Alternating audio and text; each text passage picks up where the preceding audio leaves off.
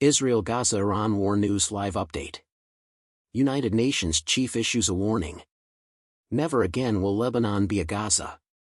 On Friday, UN Secretary-General Antonio Guterres expressed deep worry over the rising tensions between Israel and Hezbollah in Lebanon, saying that UN peacekeepers are attempting to defuse the situation and avoid any missteps. One hasty decision, one error in judgment might set off a disaster that extends well beyond the boundary, and to be honest, is beyond comprehension, he informed the assembled press.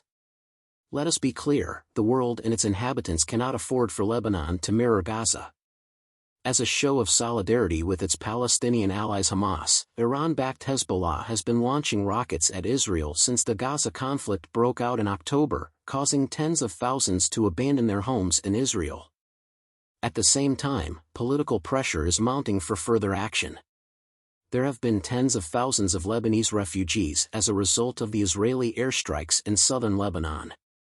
On Friday, Iran's UN mission warned that maybe the time for the self-annihilation of this illegitimate regime has come and claimed Hezbollah could defend Lebanon and itself from Israeli attacks. According to X, Iran's UN envoy warned that a new conflict could break out in the region if the occupying Israeli regime made the imprudent decision to defend itself. There has been a long-standing presence of a United Nations peacekeeping force, UNIFIL, and a group of unarmed technical observers, UNTSO, in southern Lebanon to keep an eye on the fighting along the Blue Line, the border between Israel and Lebanon. The United Nations has sent peacekeepers to the area to help de-escalate tensions and avoid any miscalculations, according to Guterres. Immediate de-escalation is not only feasible, it is imperative, he said, urging the world to make its position heard. No military solution exists. This past Friday, senior U.S. officials reassured top Israeli diplomats that the Biden administration is prepared to help Israel in the event that a full-scale conflict breaks out on its northern border with Hezbollah, an organization backed by Iran, as reported by CNN. This is happening as concerns of yet another big war in the Middle East have grown due to an upsurge in attacks that cross international borders. Israeli officials, including Ron Dermer, Minister of Strategic Affairs, and Tzachi Hanegbi, National Security Advisor, met with prominent Biden administration officials, including Secretary of State Antony Blinken, White House Middle East Affairs Coordinator Brett McGurk, and National Security Advisor Jake Sullivan, in a series of high-stakes meetings held in Washington this week. Reportedly covered in the CNN article were the situation on Israel's northern border, Iran, and the truce and hostage negotiations as well as other related topics.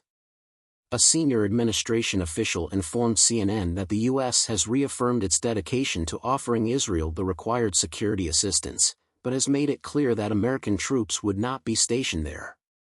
Hezbollah, an Iranian-backed terrorist group in Lebanon, has joined Hamas in launching missiles into Israel, forcing tens of thousands of Israelis to flee their homes in the north. As a result, American officials have urged diplomatic initiatives to avert a full-scale conflict at Israel's northern front on multiple occasions.